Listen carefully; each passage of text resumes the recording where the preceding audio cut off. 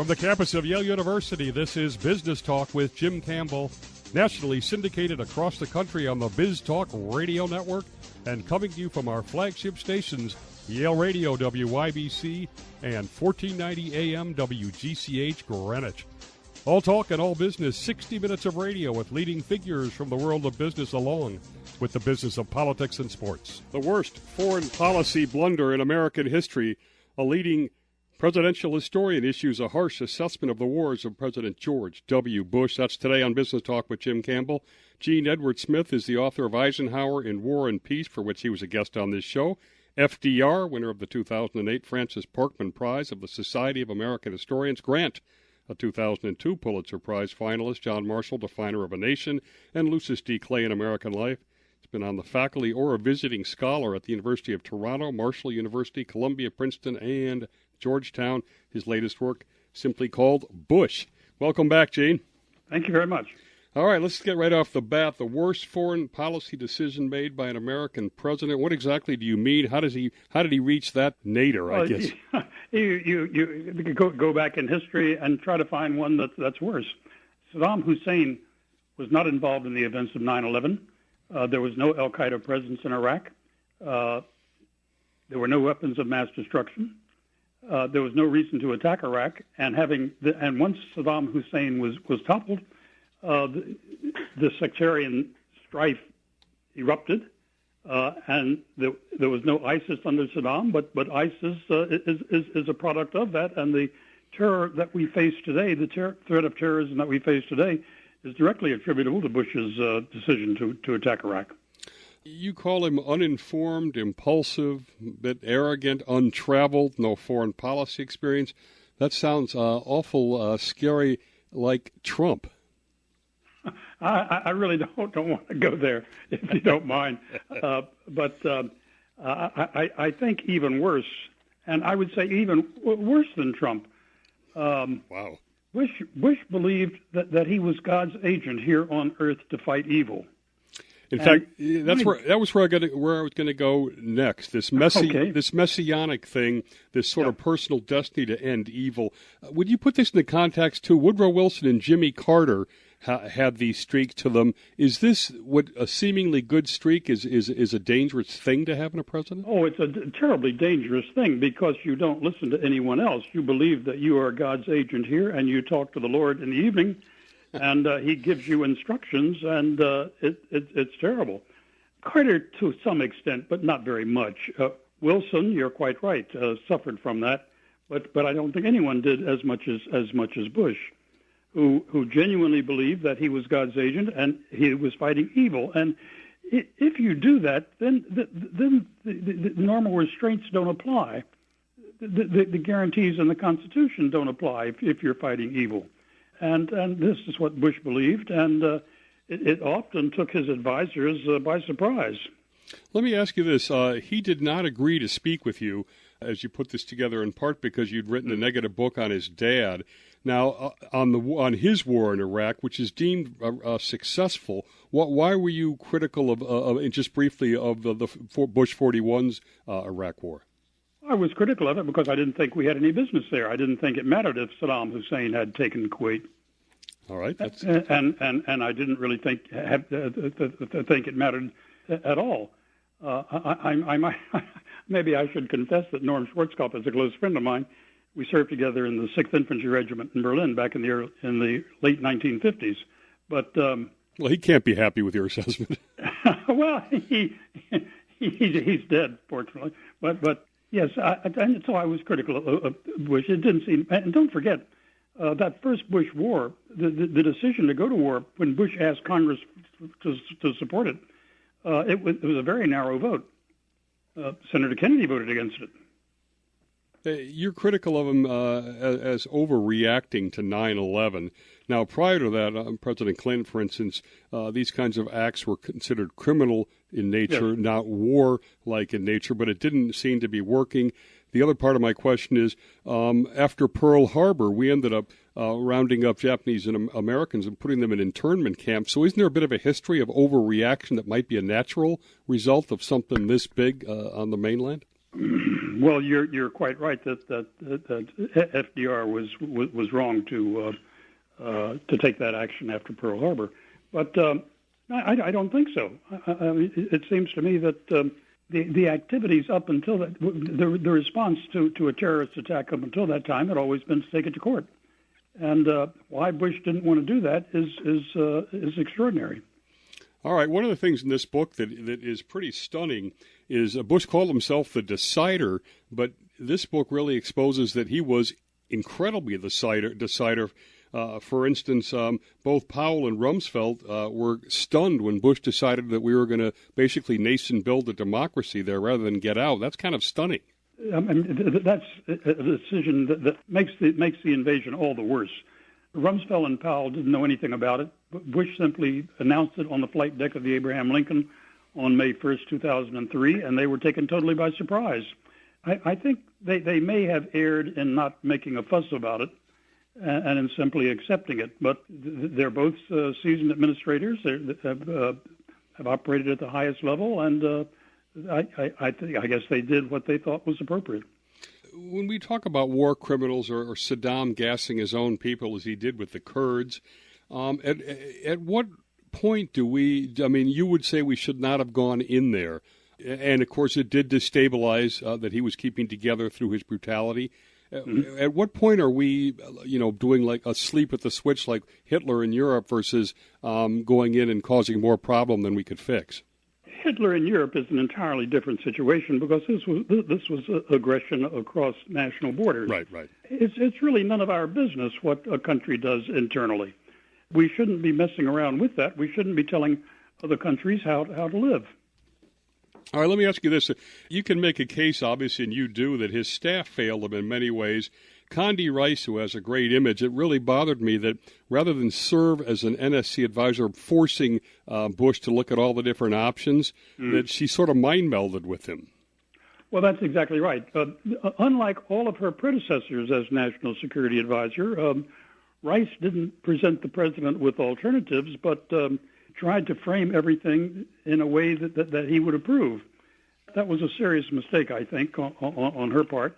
I might say that the growth of the National Security Council, which has taken place in the last 30 years, really is a serious thing. The NSC was created by the 80th Congress in 1947. That's a Republican Congress, and their intent in creating it was to diminish presidential power. But the fact is that the size of the staff has grown to such an extent that it actually facilitates the president's power. So really that act has been turned on its head, if you want to, and with the National Security Council staff as large as it currently is, the president doesn't need to talk to the Secretary of State or the Secretary of Defense. Did Cheney well serve Bush, or did he build too much of his own national security apparatus?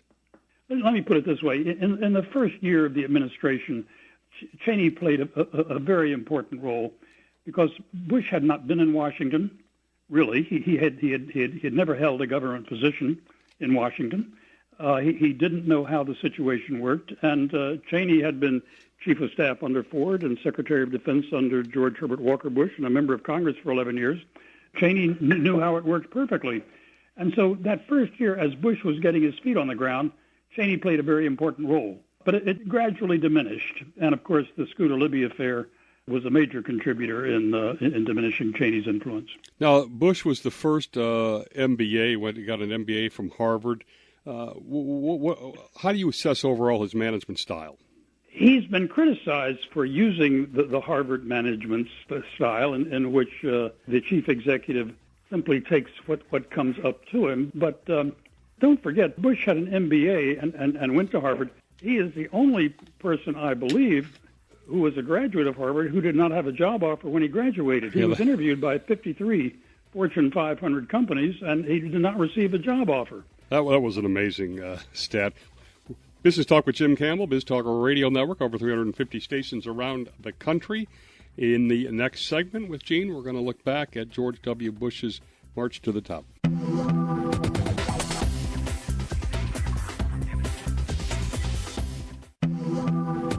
And we're back talking with presidential historian Gene Edward Smith about George W. Bush. And looking back a little bit, it's just still blows me away that he was in midlife. He was the black sheep of the family. He was an alcoholic, and 15 years later, he was president. Go back a little bit to those sort of wilderness years. Well, you're right. He was not a good student. He went to Andover and for prep school before going to university, and the dean of students at Andover told him not to bother to apply to Yale because his grades were so low he wouldn't get in. And he got in because he was a fourth-generation legacy, and Yale at that time was taking 52% of the legacy applicants. Kingman Brewster became president during George's freshman year, changed the rules, and so none of George's three brothers and sisters did not get in because Brewster had changed the rules. But George was a party person. He was a big man on campus in that sense, and got through Yale with, I guess, what we used to call gentlemen's C's. Then was really 5 years in the wilderness back in Texas, drinking heavily and taking drugs. By the way, you say that no stranger to prohibited substances. I haven't heard that he's ever really admitted that, right? You're basing that on something, I assume? Yes. In fact, he admits it seems to me that his quotations more or less admitted. Yes. Yeah, when he was young, he was irresponsible. But yeah, that's right. I've never heard the actual what the level of drugs were. But I think most seriously, before he went to Harvard, he was working for a program in Houston, in the black neighborhood of Houston, which dealt with black students, trying to bring them ahead. And he was there because of, apparently in lieu of facing any charge on drug possession. Interesting. You also say, which I didn't know, he got a woman pregnant and she had an abortion? Yes. She didn't have it. She had a DNC, which this was before the Supreme Court legalized abortion, and Texas was one of the states that had the harshest rules. And so I think it's fair to say that women had DICs. They were called DICs, but they were essentially abortions. Yes. Okay, so along comes Laura Welsh and conversion to being a born-again Christian. Talk about that, and how did it change the whole deal for him? Well, I don't think Laura converted him, but you're quite right. I think he continued to drink heavily after right. he was married to Laura. In his book, Bush talks about that, and simply believes that Billy Graham, or he states that it was Billy Graham who did it. Actually, he converted about a year sooner than that, and it was a Protestant minister who was famous for carrying the cross around the world. Bush became a born-again Christian, but that wasn't what sobered him up. He continued to drink as a born-again Christian, and it was after his 40th birthday party out in Colorado Springs at the Broadmoor Hotel that he woke up with a terrible hangover. His father was getting ready to run for president in 1988, and this was 2 years before in '86, and it was Bush didn't want to embarrass his father, and so he resolved that the next morning to stop drinking, which he did. He's been very faithful at that. Laura, in her memoir, said, well, it was because he got the bill for the last night's celebration. But yes, he did stop drinking, and he stopped drinking overnight. Pretty amazing. Talk about if you put him on the couch for a bit. He has this. He seems like he's a very rigid guy. He's fanatically wanting to be on time, the opposite of Clinton. You say that there's really in there it's sort of a deep fear of losing control? Oh, I think absolutely. There's a fear of losing control, which is why everything is so tightly regulated.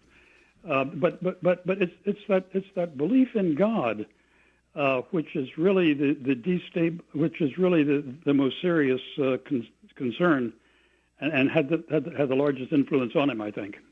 Now, people say that he's a people smart guy, not a book smart guy, or that he's not dumb but he's intellectually lazy. Where do you put his brain power at? Well, I think both of those assessments are correct. He doesn't know a lot about detail, and he is essentially unwilling to learn. He really didn't know that Iraq is a country of three prominent religions who don't really get along with each other, and he doesn't understand the nuances of what he's doing. Let me give you another example of that. Shortly after he took office in May of 2001, the South Korean president came to Washington hoping to put the final seal on a deal with North Korea, which had been negotiated by South Korea and the Clinton administration. Madeleine Albright, Clinton's Secretary of State, had been in Pyongyang in December of 2000. And under this deal, North Korea and the United States were going to give economic assistance to North Korea, in return for which North Korea was going to abandon its nuclear program. And Bush unilaterally, without talking to anyone, simply said, no, we're not going to do that because the North Koreans are evil. You may recall that's when Colin Powell was called off base. When Powell had spoke to reporters before meeting the South Korean president, said we're going to continue with these negotiations, and he was called up short when Bush unilaterally changed his mind. It's that type of approaching decisions without studying them that's disconcerting. Just briefly, one more on the couch. He went to Yale. He was in the Guard. He went to Texas, entrepreneur. He followed his father almost lockstep. Is there this big competition thing between them, or is that blown up? Oh, I think that's blown up. I don't think there's a competition thing. I think both his father and mother were hoping that Jeb would be the one who went into politics. Yeah. But you're in that 1994 election, after George W. had been defeated by Clinton in 92, in the 1994 election, Jeb ran for governor of Florida and was favored to win over the Democratic incumbent. And George ran against Ann Richards in Texas, and Ann Richards was favored to win. And both elections were upsets. Jeb lost and George won. And I think from that point on, he became the president's successor. Business Talk with Jim Campbell. We will be next and look at more detail into those disastrous wars.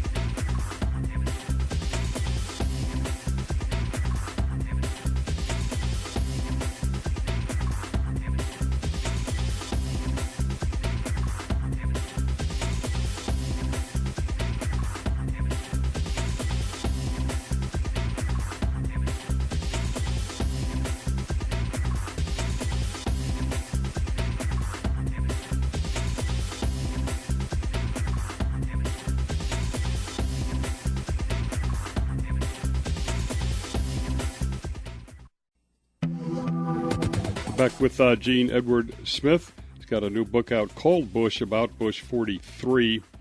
And I guess we'll talk about these wars in a little bit more detail. In the first one, the Afghanistan war, strikes nobody has been able to win there in 1,000 years. Is that sort of a lost cause? They're so backward starting off? Yes, no, as you say. Why we went in there is again something that I think that's questionable. But Bush was determined to go in, and we went in, and before everything was settled, he had decided to go into Iraq, and so our efforts there were sort of truncated. Okay, you talk about him sort of sidestepping everybody in the chain of command and making the decisions. The Vulcans, who were sort of brought in, Wolfowitz, Scooter Libby, those folks. Do you think? They had a plan to go do this stuff in the Middle East. So, how does it come together with Bush doing his own thing? I think Bush did his own thing, and these people provided the rationale for it. Okay. These people, Wolfowitz and Scooter Libby, provided the explanation and the rationale for doing so. They were not the launchers of the plan, but they were perfectly happy to implement it and explained it. If the Iraq War was the biggest blunder in American presidential history, what about the decisions of Paul Bremer to oust the Baathists, to disband the army, and delay the handover? Well, yes. Well, you're quite right that contributed to it. But don't forget, Bremer would not have been there if Bush had not, on the flight deck of the Abraham Lincoln, changed the plan from just going in, getting rid of Saddam Hussein, and getting out within 90 days. I mean, the Army, that's what the Army was working on. And they had a General J. Garner, who was there in the Office of Reconstruction and Humanitarian Assistance. And they were perfectly prepared to turn Iraq over back to the Iraqis, and getting out, and that's what the military planned for. In fact, what I was saying was, if that was the worst foreign policy blunder, was that particular decision the worst decision within that blunder, or was there something worse? Oh, well again, I think Bush's decision on Abraham Lincoln is the worst, and Bremer's decision simply followed from that. Okay, how about the surge now? This comes out in the book more clearly than I'd known too, which is that really the surge, George Bush on a force of will got that through. Nobody in the chain of command, nobody in the Baker Commission, nobody wanted to do that. Well, you're right. No one did want to do it, and Bush did it, and in and of itself, it was not really the decisive factor bringing order back to Iraq. It contributed, but the Anbar awakening, where the Sunni leaders of Anbar province decided they didn't want to have anything to do with ISIS, the fact that Muqtada al-Sadr, the Shiite leader, ordered his Mahdi army to stand down, and the general segregation that had taken place in Iraq between Sunnis and Shiites, all of those were probably more important than the surge itself. But the surge helped. All right, one more thing before we want to get to some of his accomplishments, or on the positive side of the ledger. The enhanced interrogation techniques, Guantanamo, Abu Ghraib, what do you attach to all of that? Well, again, it's that idea that you're fighting the forces of evil, and as a result, that no holes are barred. And this was a position that Bush took. Now, on Abu Ghraib, I'm glad you mentioned that, because we all saw those horrible pictures, and we thought that this was done by a military police company from Cumberland, Maryland, who didn't really know what they were doing. But the fact is, and the 4 military investigations have pointed this out, the guards were encouraged to take this action by the CIA and military intelligence prior to these people being interrogated. They wanted to break their will before they were interrogated. And 4 military investigations, the first by a General Taguba, pointed that out. So this wasn't something that the guards did on their own. Okay, let's switch over now to what you think some of the we'll go through some of these, but first, what's the number one accomplishment on the plus side of the Bush administration? Oh, I think, most importantly, I think his handling of the 2008 economic downturn. I think that unlike foreign policy and the military, this time he listened to Hank Paulson, the Secretary of the Treasury, and Ben Bernanke, the head of the Federal Reserve, and against all of his instincts, followed their advice and reined in the downturn. So I think that's clearly the most important success that he had. And it's interesting. He handled it the exact opposite of the way he ran the wars, right? Well, that's exactly right, and he handled it in such just about every action he took in that crisis was contrary to what he believed, but he realized that he was over his head, and was prepared to take Paulson and Bernanke's recommendation, and so he did.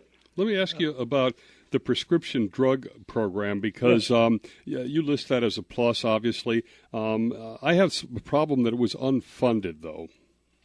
Well, I guess that is a problem, and I guess it has created problems in that respect.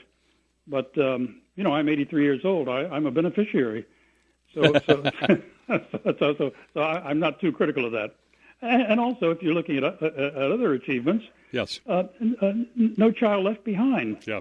Is probably a major achievement. I mean, there are problems with it, there are difficulties with it, and it's been sort of dismantled. But it did recognize the need to apply standards to public education. Yeah, I think it was a bold act at the time. Also, You got to give him credit, particularly in this current environment that we're going through on immigration reform. He was in favor of trying to get something done. I think that's maybe Bush's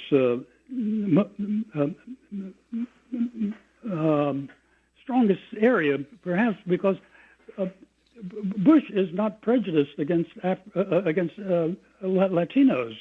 You know, his famous comment during the campaign that family values don't end at the Rio Grande. Bush has always been, and as the governor of Texas, of course, has always been strongly in favor of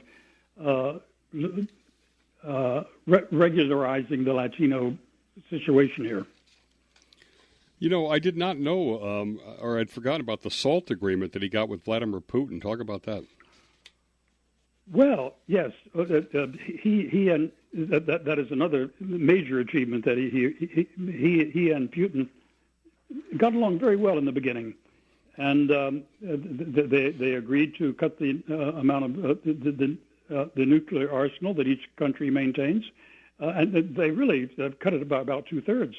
This is a very major achievement, and Bush deserves great credit for that.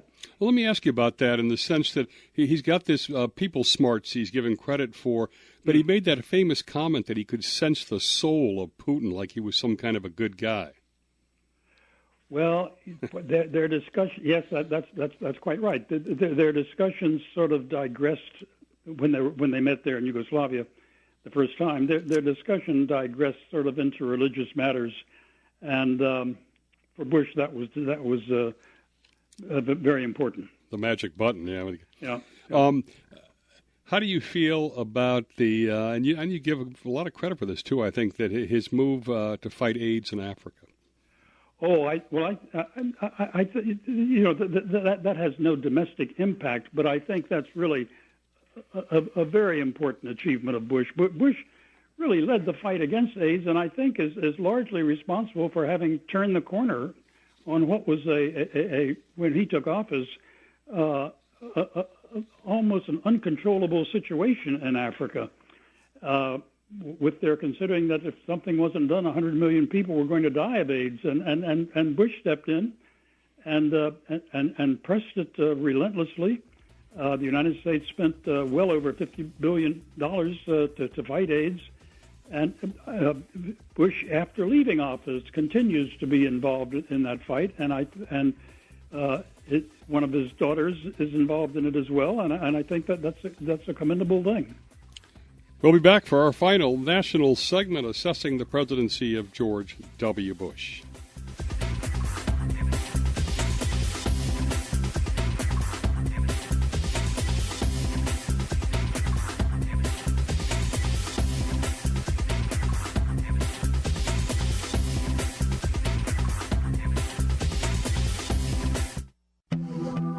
And we're talking with the author of presidential biographies on FDR, Eisenhower, now Bush 43. That's Gene Edwards Smith. Put you on the spot a little bit. Overall, where would you rank W amongst the presidents? Put it in a quadrant if you want to make it easier, or where would you put him today? Well, I would put him in the bottom quadrant, but I wouldn't put him last by any means. Okay. I think Herbert Hoover has that locked up. Let me also say, after leaving office, I think Bush has been exemplary as an ex-president. He doesn't miss the presidency, and I think he doesn't take any part of political issues. I think he's been commendable as an ex-president. I think he's a very high-character guy, in fact. He comes across. Well, I think that's true. This thing, the second inaugural address, where he basically was going to say that we were going to bring freedom to the whole world, or it's the Almighty's gift. The Almighty's gift. That's pretty unbelievable, isn't it? Yes, that is exactly right, and that is a reflection of his view that he announced on the flight deck of the Abraham Lincoln. Let's compare for a second here. You think that there might be an advantage to have had a less assertive president at that time, and Obama comes to mind. He often has this lead from behind image, but the quagmire in the Middle East, has it gotten any better under a less assertive, less invasive approach under Obama? Has it really made a difference? The situation is out of control because of Bush's actions. Mm-hmm. Saddam and Gaddafi, dictators though they were, kept things under control. Once we removed, say, those two, we created a problem, a continuing problem that is very difficult to correct. In the long run, if the transformation to democracy in Iraq and it ends up taking a quarter century instead of the 60 days we were hoping, and the Mideast fundamentally transforms, might the history give George W. Bush a lot of credit then? I think you're being very optimistic to assume that is going to happen. Sounds like it is, the way things are going today. Yeah, I think you're being very optimistic to assume that is going to happen. I mean, so long as a dictator doesn't bother his neighbors, I don't think it's any of our business. It's hard to bite that off when you see that Assad in Syria is not only gassing and killing his own people, but they're now spreading, including bad guys, migrants to Europe. So I don't know what the answer to there is, too. Nobody's figured out how to fix that. Perry, let's compare Clinton and Bush for a second on decision-making.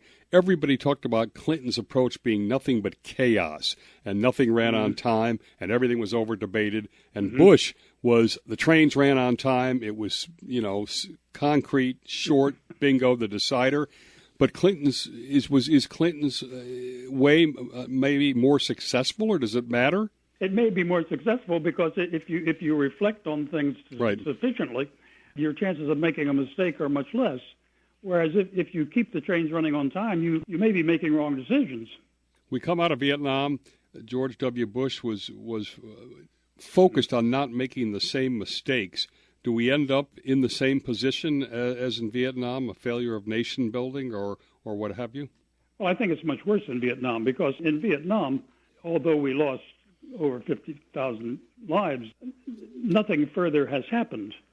Moving back to, domestically now, the ownership society was a big vision of his in increasing home ownership, and then, of course, we had the financial crash, and he wanted to privatize Social Security.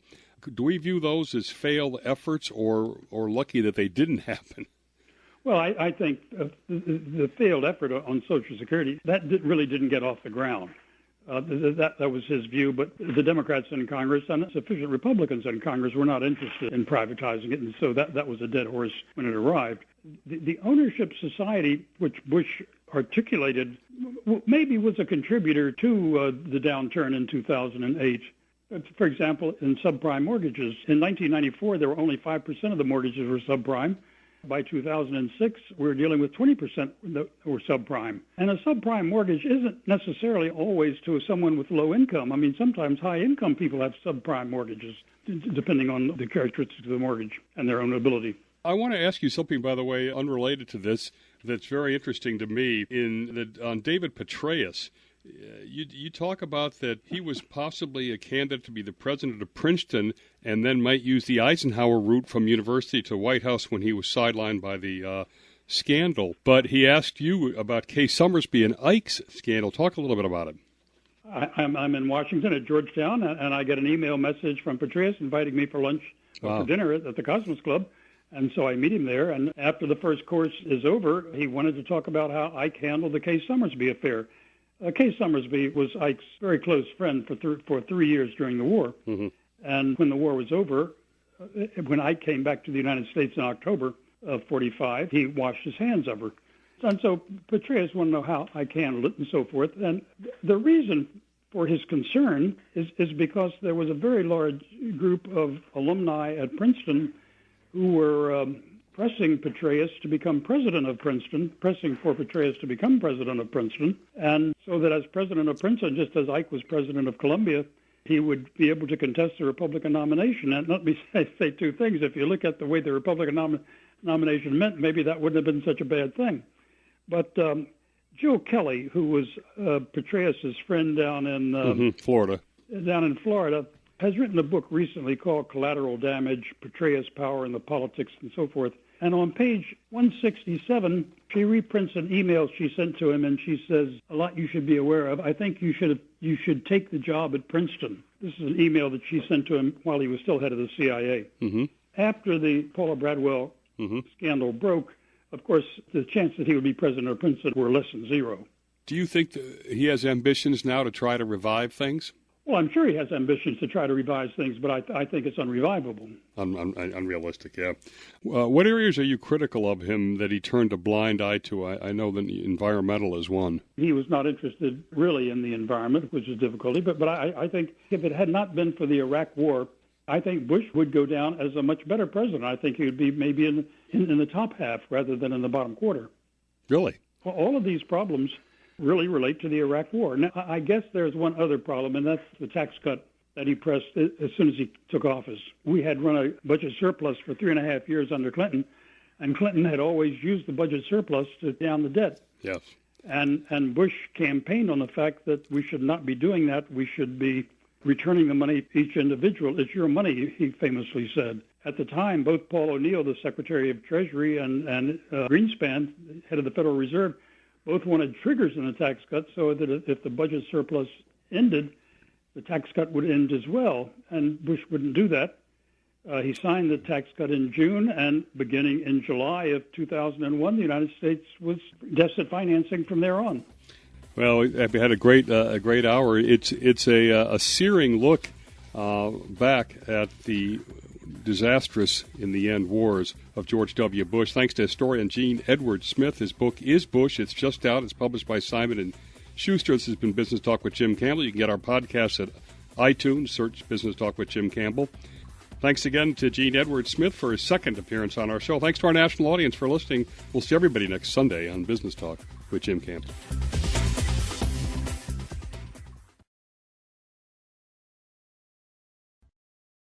You're listening to Business Talk with Jim Campbell. This is Segment 5 Overtime, exclusively for Yale Radio, WYBC. U.S. strategic failures and the ongoing catastrophe in Iraq, with an insider who worked directly as an advisor to the commanding generals in the Iraq War. Today on Business Talk with Jim Campbell, Emma Skye worked in the Middle East for 20 years. She was made an officer of the Order of the British Empire for her service in Iraq, currently a senior fellow at Yale University, Yale Radio being one of our flagship stations, where she's in the Jackson Institute for Global Affairs, and she's got a new book called The Unraveling High Hopes and Missed Opportunities in Iraq. Welcome, Emma. Honored to have you. Good morning. You ended up spending 10 years there. You went as a complete idealist, hoping to rebuild Iraq. As you look back, was it worth it for you? This is a question that I've been struggling with since I left Iraq. I mean, I actually left in 2010 with General Odierno, but I kept going back. So I go back and I visit my Iraqi friends, and I kept going back to see how the country is doing. And I struggled to come to terms with what all the sacrifice and the effort had been for. And this is what led me to write the book. I'd witnessed so many events, I felt that I've got a duty to record them. I believe that we honor the lives that were lost by trying to learn the right lessons from this war. And I wanted to acknowledge the huge efforts of the soldiers, of those who tried to give Iraq a better hope, better chance for a better future. And I really wanted to pay tribute to Iraq, because it's a country that I came very much to love. So personally, I look back at this time and think, I met amazing people. I met amazing Americans. I met amazing Iraqis. So I can never regret that. Help us understand, as Americans, we look at this and we say, we gave so much of our blood and treasure to this country, and they never really seem to appreciate us. It's true. I mean, a lot of Iraqis will blame us for everything that went wrong. They're very good at blaming others. They're not so good at looking at themselves and being more self-critical. But you can see, the Kurds in the north, they're doing well, that their area is thriving. And in parts of the south, those towns in the south are also prospering. So we have to hope, when you look today, Iraq looks quite grim, But in 10 years, in 20 years, we have to hope that it looks a lot better. Tell people, because I'm sure they'll be interested, what Colonel Mayville and General O are doing right now. General Odierno is Chief of Staff of the Army, and so he's the guy responsible for basically running the whole of the U.S. Army. So he's the top Army general. And Colonel Mayville is now Lieutenant General Mayville, and he works in the Pentagon. He works very closely with the Joint Chiefs of Staff. What feedback have you gotten from them and the military on your book? Obviously, you're pretty inside stuff revealed. The feedback has been really, really interesting. I mean, I receive emails and letters from all over the States. The most common refrain is from soldiers thanking me for honoring their efforts. And I get, these long emails that explain what area a particular soldier had been working in, the relationships he built up with the Iraqis he'd been with, and what he'd seen. So many of them say, even though it's all gone badly wrong, that they did try very hard. I've had some emails from Vietnam vets who see similarities with the situation that they had found themselves in. By the way, talking of similarities, and let's get back to that for a sec. Iraq, Afghanistan, Vietnam. We don't seem to learn from our mistakes, do we? It seems sort of we're destined to repeat ourselves, our mistakes. And also, if you step back and you look at Vietnam, Afghanistan, and Iraq, these are not major countries or big countries or power centers, and we get involved in them as the most powerful country and don't seem to be able to win anything. There are some, you can see certain repetitions that happen, certain cultural characteristics about this naive optimism. So always thinking that everything's possible, and it takes quite a time to be able to actually see reality, that things are not going so well. I think in Iraq and Afghanistan, we really tried to do too much. We think we can recreate these societies in our image.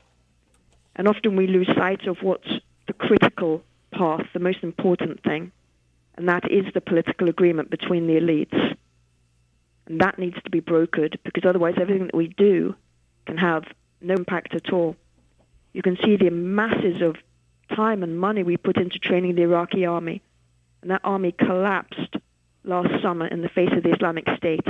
They outnumbered the Islamic State 100 to 1, but they collapsed because they didn't have the right leadership. They didn't have morale. I mean, the good officers that we had trained, Maliki had removed and replaced them by his own cronies who were then corrupt and weren't giving the troops money, and they weren't giving the troops ammunition, and so never told the Iraqi army to fight ISIS.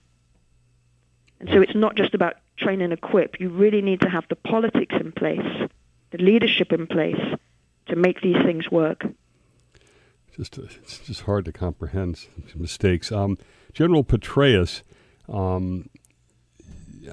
do you come down on him? He seems like such an outstanding leader and general, but yet a lot of his compatriots didn't like him there. I mean, you even say in the book that General O had a rivalry with him. General Petraeus was, the brightest and best general of his generation. And, intellectually, he is amazing. There were, of course, jealousies and rivalries because he's a very competitive man. It always has to be better than others. And so that caused, some rivalries. So you can see at the beginning of my book, when they're division commanders, they're rivals. But when General Petraeus becomes General Odierno's boss, they actually get on very well. And that works well together. Military guys do respond to rank very well. How about in getting back to how important it is to have the right person there? You said at one point Hillary Clinton put a new ambassador into Iraq, Chris Hill, who ended up doing a lot of damage. Yes, I mean, individuals really do matter. So you can think of General Petraeus and General Odierno. Those were superb leaders, superb military leaders that really made a difference in Iraq. And on the civilian side, we had Ambassador Crocker for a period, and he was superb and had a great relationship working with the military. Ambassador Crocker had got years of experience of working in the Middle East. He spoke Arabic. He had a real affinity for the people and was a wonderful mediator. Unfortunately, Ambassador Hill didn't have any regional experience, didn't speak the language, didn't want to be there, and didn't have any affinity for the Iraqis, and didn't work well with the U.S. military. So completely the wrong appointment. On Petraeus, the father of the counterinsurgency manual that had been rewritten out in Kansas, I think, when he was there for an assignment, has nation building been deemed overall a failed policy and counterinsurgency's gone? I think the downfall of Petraeus has dealt a big blow to counterinsurgency, but it's also important to see counterinsurgency in its context. After the complete mistakes and those total mistakes made in the early years in Iraq, we had dug ourselves into a massive hole. It was counterinsurgency that helped us dig ourselves out of that hole. So it's not like, yes, this is what we must go and do everywhere. You hope to never get into a situation where you need to apply counterinsurgency tactics. But that is what's happened. I think at the moment, things, people say, oh, counterinsurgency doesn't work. We must go back to conventional. We don't get to choose the sorts of wars always that we'd like to find ourselves in. Yeah. And so these small types of wars, these small types of insurgencies are all over the place. And we mustn't throw the baby out with the bathwater, because a lot of these tactics do work. But we mustn't lose sight with, if we don't have an overall strategy to which these tactics are supposed to contribute, then tactics without strategy is the noise before defeat. In counterinsurgency, ultimately success requires, if you look at the ones that were successful, like over 10 years. So if we had a longer time frame, might, for instance, the Arab Spring and moving to more democratic, less authoritarian, less corrupt regimes in the Middle East be a reality? Or is that a dream, a naive assumption as well? I think we live in a different era these days. America's never set out to be a colonial power. We live in a different era. We live in the information era. And people have more information much more quickly, more knowledge much more quickly. In America, there's no domestic consensus on what American foreign policy should be. There's not consensus domestically on the role of America in the world. And so every administration will come in and it will do what it does for a couple of years, and then another administration comes in and does something differently. So this means that America doesn't appear to be a reliable ally to other countries. So it is difficult. So it's not just about longevity, but longevity of relationship is important. Understanding a role in the world is important. Trying to maintain more balance in the Middle East is important, so it doesn't look as if Iran is the big winner out of this war. How do you think Arab Spring will play out? And with that, you were just saying the U.S. needs to provide stable commitment or leadership, and the big criticism is President Obama's sort of withdrawn or detached himself from the Middle East. When you look at revolutions that have taken place before, these things go through a very long process. The Middle East is changing, and there was great hope in the early days of the Arab Spring that this change was going to be quick and it would end in liberal democracy. Now these changes are still taking place. You've had the counter-revolution and authoritarian regimes are becoming stronger again. But it is going to take a long time. Democracy doesn't have the image that it once had at the end of the Cold War, when it seemed that liberal democracy was the only way to go. Now China is rising. There are different models. In the Middle East, people often look towards a country such as Dubai as a good model, where there you have economically, a prosperous country, socially conservative, people are religious, And so politics in the Middle East often has a bad name. Political parties are seen to be corrupt. People want transparent and clean government. So I think it's going to take a long time. The question is obviously, can we influence it, and in which way? If we just end up sending lots of weapons to authoritarian leaders so they can crush their domestic opposition, that doesn't help bring about that transformation in those societies. All right, let's talk about Afghanistan a little bit. People call that, or President Obama's his war of choice. And I never understood how counterinsurgency could work in a country where there was no strong central government. You had Taliban, drug warlords, extreme poverty, Al-Qaeda. What's the definition of success in Afghanistan, and what should have happened there? Well, in Afghanistan, again, we sort of chose good guys, bad guys. And the problem with the way that counterinsurgency is framed is it assumes that there's a legitimate state and that people who oppose it are not legitimate. And in both Iraq and Afghanistan, the legitimacy of the regimes was disputed. And by bigging up, if you like, the regime, we can make the regime less likely to do a deal with those who are opposing it. And so sometimes what we have done is not bring people closer together, it's actually brought them further apart and sowed the seed for more conflict. To bring stability to Afghanistan, there has to be some sort of power-sharing compromise between the different groups, including the Taliban. So there will be some Taliban that can be brought into the political process. Other Taliban won't be able to, but there will be some that can be brought in. So stability, like in Iraq, does require this political deal. And are you optimistic that that can happen at some point, that Afghanistan stabilizes itself? I don't follow Afghanistan as closely as I follow Iraq. Mm-hmm. There are potentials for coming to some stability there, but often it requires agreements between the neighboring countries. So you can look at those other countries outside Afghanistan that have got an interest in Afghanistan. Pakistan, Iran, US, different countries that have a big interest inside Afghanistan. So how can you sort of help build up Afghanistan rather than make it a battlefield between all these other competing countries? One thing that's always bothered me is that we'll come in and we'll throw money at different sides and we'll get them to switch sides. For all you've talked about the Sunnis even switching sides when they saw that Al-Qaeda was going to take the country down. We fought on the same side as Osama bin Laden in Afghanistan when they were against the Soviets.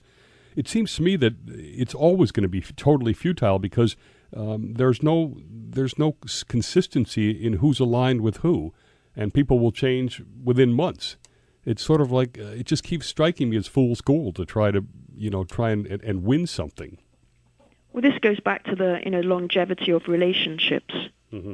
And a lot of these groups, they are self-interested, and so nothing is written in stone. People can change their allegiances, can change their alliances.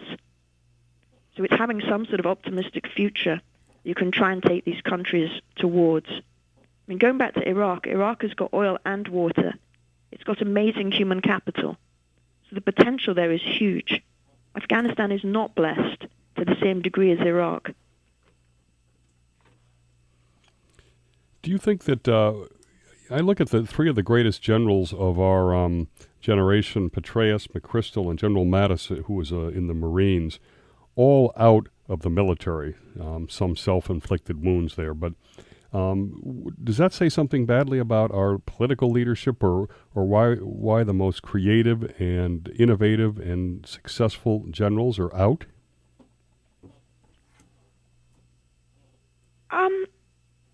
I don't think so. When you think that, Petraeus and Mattis got to 4 stars before they retired, and Petraeus went on to the CIA. McChrystal was the one whose career was cut short, but he'd already gone right the way through to 3 stars. So there are some very, very fine American generals. But at the end of the day, wars, and people say, strategy is far too important to be left to generals. Mm-hmm.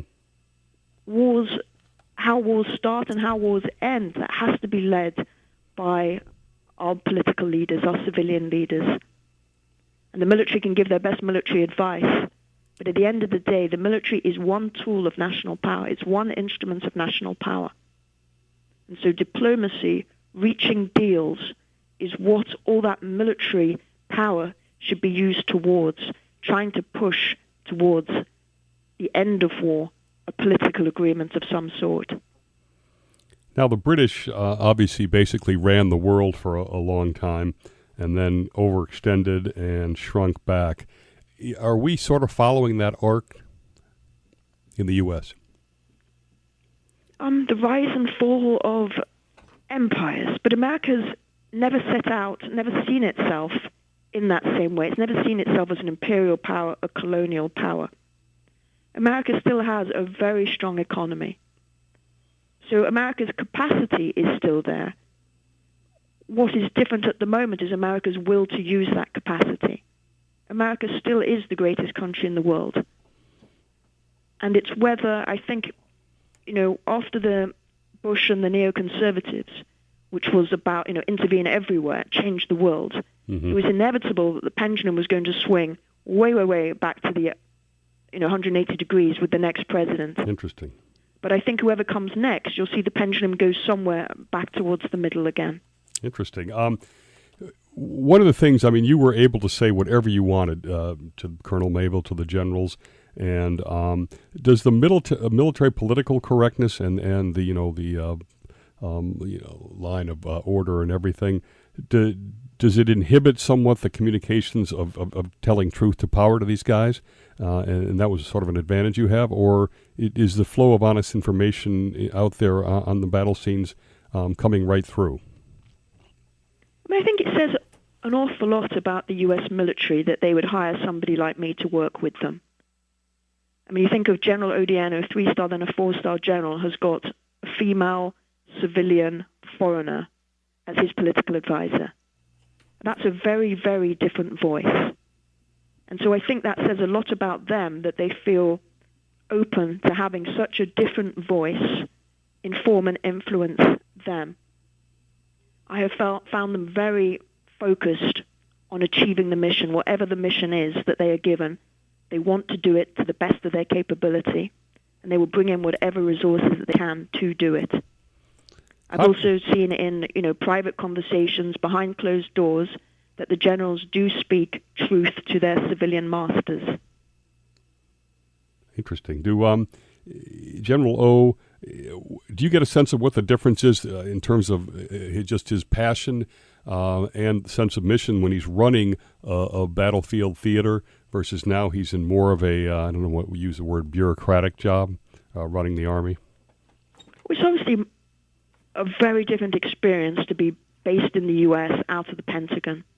When you're a commanding general at war, you feel that you have not only the responsibility but the authority to make things happen. And so there, when he says, turn to the left, everybody turns to the left, or turn to the right, everybody turns to the right.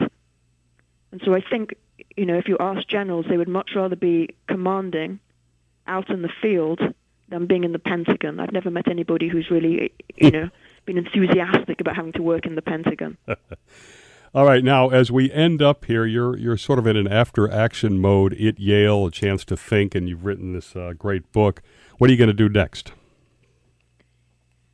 Well, I've been thinking of just, how to bring closure almost to my time in Iraq. You're going to go back. You're going to go back. By trying to learn the right lessons.